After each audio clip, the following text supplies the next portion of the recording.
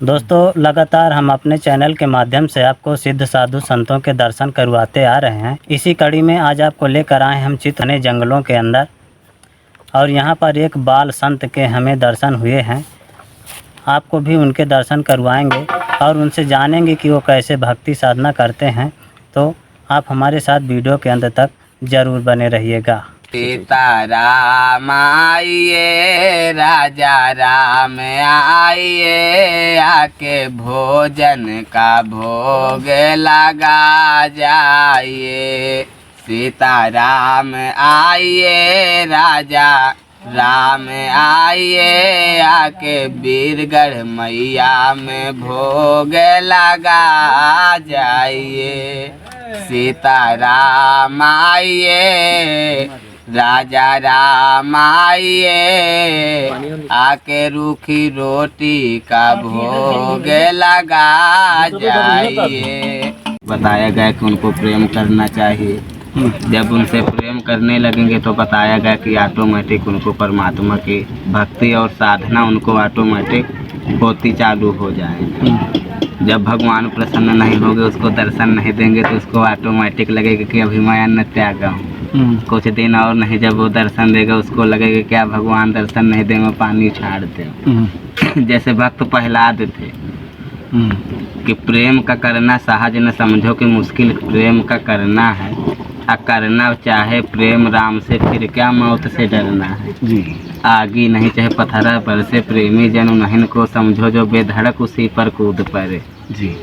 तो जब परम पिता परमेश्वर से बताया गया कि प्रेम हो जाता है तो आगे ही क्यों न बढ़ती हो, पत्थरा क्यों न गिरते हो, लेकिन वो अपनी रास्ता कभी छोड़ नहीं सकता।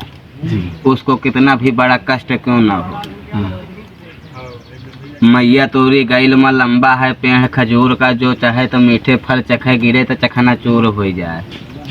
बताया गया कि जैसे आप अब वीरगढ़ इधर आए हैं उतना दूर से, अब कहीं रास्ते में आपका टायर पंचर हो जाए, आप समझ लो कि अब देवी हमसे नाराज हो गई, लौट जाओ, तो ये आपकी गलती है। हो सकता है मान परीक्षा लिए भाई, विद्यार्थी की ही परीक्षा होती है। जो कॉलेज में उसका एडमिशन नहीं होगा तो कहाँ पेपर देने जाएगा। जिस बालक का नाम लिखाया जाएगा स्कूल में तो बताया गया कि परीक्षा वही देगा।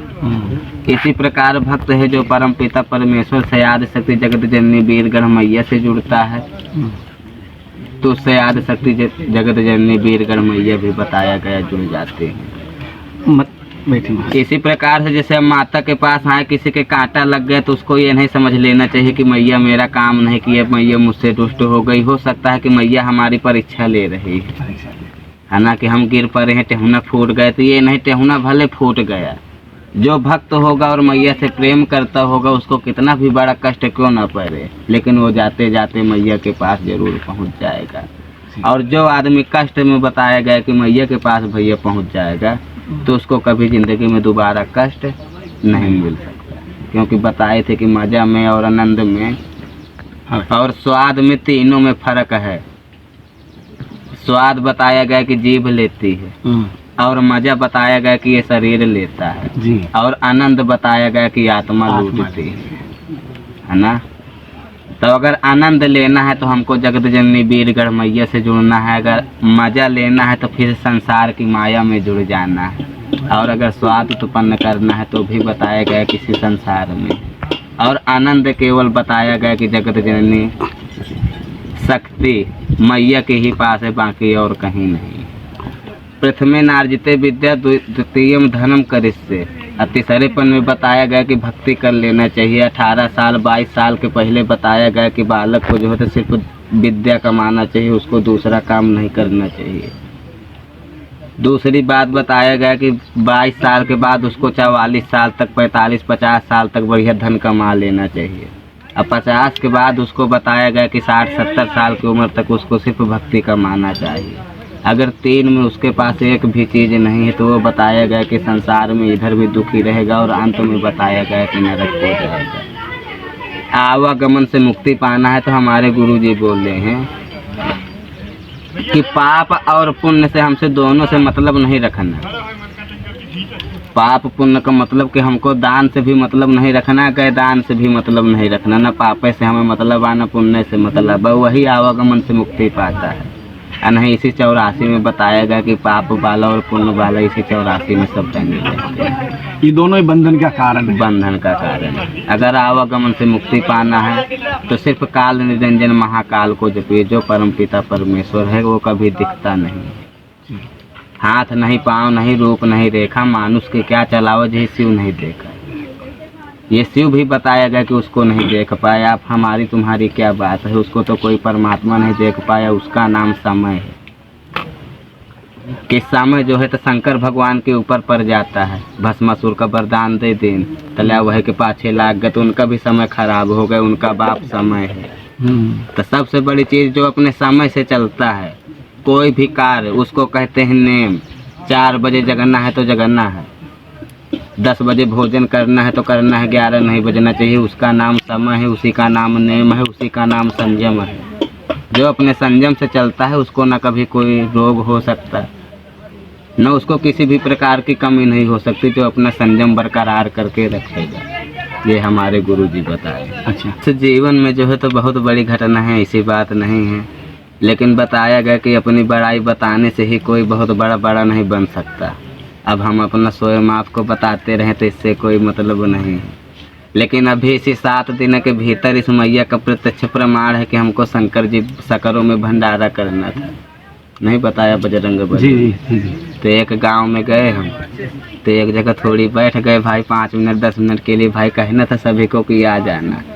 तो एक दारू पी के आया तो थोड़ी हमसे भिड़ा, बोला तुमको क्या चाहिए? मैं कहा 5 किलो आटा चाहिए, मुझे तो उसे कुछ होना चाहिए। तो कहा ठीक है, लेकिन 1-2 बार हाथ पकड़ा।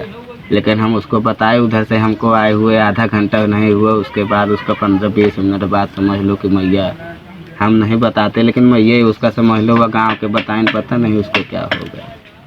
तो उसके कई कर्म हो गए, मारा नहीं लेकिन रहा जिंदे, लेकिन अभी आज तक ही मीठे भैया। अच्छा, तो ये सब चमत्कारे तो हैं, तुम अपने आदमी हो, क्या कहने के हम कहीं का कह दें। अच्छा।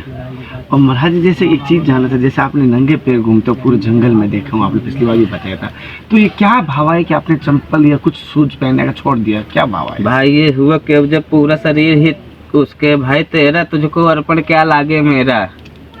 पागल कई प्रकार के होते हैं, कोई पागल किया जाता है ना, कोई पागल बन जाता है, कोई मैया में पागल रहता है। तो हम मैया के ऊपर भैया पागल हैं। और पागलों के ही बताया गया कि आदमी कह देता है कि पैर के नीचे माता का हाथ हो जाता है ना। तो जो मैया में पागल होगा तो नहीं है तो किसी प्रकार का कांटा भैया लग जाएगा, न किसी प्रकार का कोई खतरा होगा। ये हम बात को सब समझते हैं। अच्छा, जो कोई समझ जाता है तो उसको किसी प्रकार का खतरा नहीं है। ये जीव नाशवान है, लेकिन गीता में लिखा है कि हमारे तुम्हारे पास एक ऐसी चीज है कि ना तो उसको तलवार से काटने से कटना है, न हवा में उसमें बताया गया कि जंग लगना है, न पानी में डूबने से उसको डूबना है, न आगे में जलने से जलना है। तब भी तुम डरो तो किसको डरो? बताइए। वो अजन्मा है जो हमारे पास है, आप उसको साध के चले। आप स्वयं अजन्मा क्यों? कपिल मुनि 84 युग समाधि लगाए थे। रावण जो है तो 64 युग राज किया।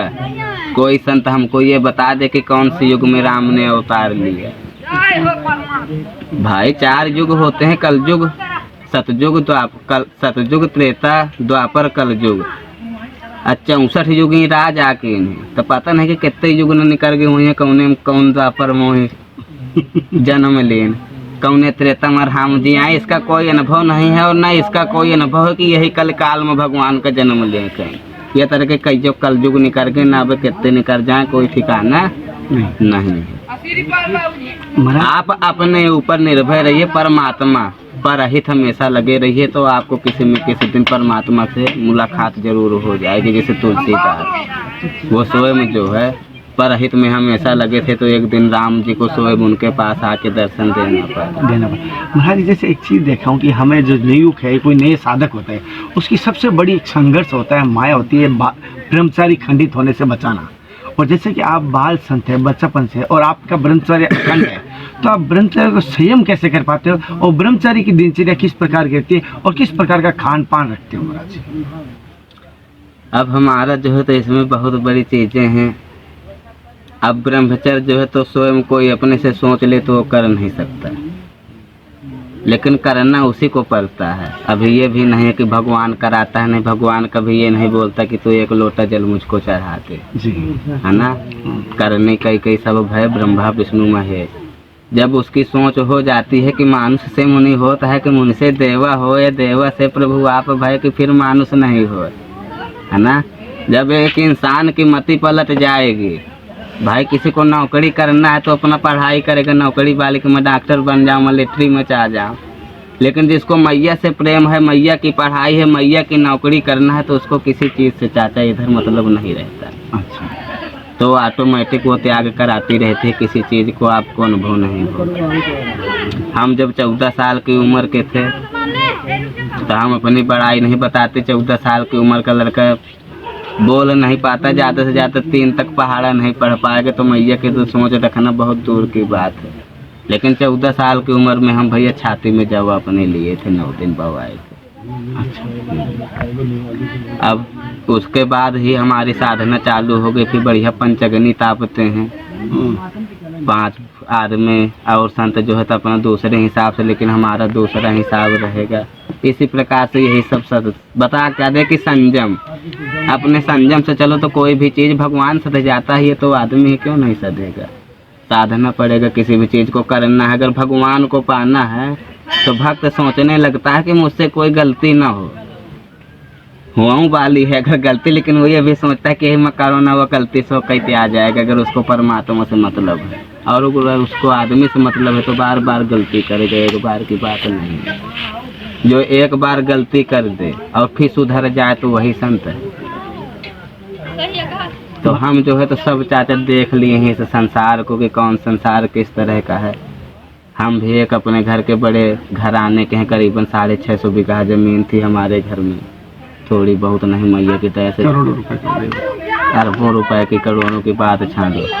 4-5 आदमी हमारे घर से आर्मी में हैं, कर्नल तक हैं हमारे घर से। लेकिन किसी से चाचा मतलब नहीं, जो माया को त्याग दे। बताया गया कि धन का घमंड प्यारे मन से तो दूर कर, दौलत खजाना सब यहीं रह जाना है। अल्पकाल जीवन में राम पे ध्यान धरो, काहे को किसी से तुम्हें बैर को बढ़ाना है। लाखन में एक बात तुमको कहा था कि काहो को सताओ मत अंत मर जाए, है ना। तो इससे बढ़ के संसार में कुछ नहीं। जो इस माया को मेरा गुरु बताया है कि माया में ही फंसना है, तो परम पिता परमेश्वर की माया में क्यों नहीं फंस रहे। तो महाराज जैसे ऐसा अपने भाई माया माया सब रहता है कि प्रभु न चाहे कोई, जो जो को प्रभु का सुमिरन करे तो माया आपा हूँ आप हो। ये चौपाई रामायण में लिखी है। माया तो उसकी दासी है। ये सती सत्य राम जी जैसे आज भी अपना कर्म कोई पति करने लगे तो वही आज भी वही त्रेता सतयुग आ जाएगा। सती अनसुईया में इतनी शक्ति थी कि शंकर भगवान का लड़का बना ली ऋषि। पार्वती में इतनी हिम्मत नहीं रही कि चिन्ह जाएगी शंकर को। बताओ अगर रही हो मानुष में तो इतनी शक्ति है कि भगवान को भी वो माया में अपने बस में कर सकती है, लेकिन वो अपने हिसाब से चलो सकती है। अब आके नहीं है तो नहीं। महाराज जैसे कि सती मेन चीज बताया गया कि पहले की सतियाँ रहती थी।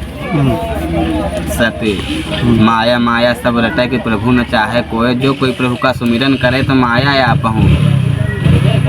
भाई आपके घर वाली का निमंत्रण दे आए, आपका निमंत्रण न दे तो क्या आप अपनी घर वाली को हमारे पास भेज दोगे क्या।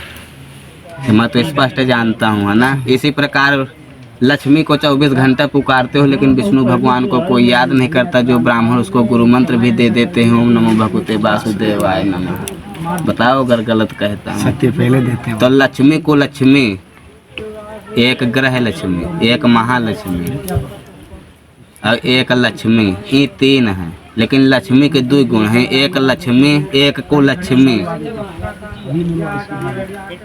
जौन पैसा लाग जाए सतमार्ग में, जैसे आप ईंटा मिकवा दिए, बारू मिकवा दिए, गिट्टी, ये सतमार्ग, ये इसका लक्ष्मी का काम है। ये लक्ष्मी आपके पास है। जो को लक्ष्मी होगी तो यही पैसा आप 21 हजार की रंडी नचवा दोगे, जुआ खेल लोगे, दारू पी लोगे, तो ये बताएगा कि कुलक्ष्मी का रूप हो जाती है। जो कुलक्ष्मी हो जाएगी तो उससे आप कभी सतमार्ग नहीं कर सकते। और अगर लक्ष्मी का प्रदान है तभी आप सतमार्ग कर पाओगे। इन्हीं में दोनों में फर्क है। अगर लक्ष्मी को लेना है तो सतमार्ग में चलना है, और कुलक्ष्मी को लेना है तो अधर्मार्ग में चलना है। या थोड़ी आप दारू बेचने लागे तो एक पंडित से ज़्यादा पैसा कमाओगे, है ना। गांजा बेचने लोगे एक साधु का ले आते पैसा तुमसे, गलत तो नहीं कहता। तो बताएगा कि अपने ही अंदर लक्ष्मी कुलक्ष्मी सब हैं, ऐसी कोई बात।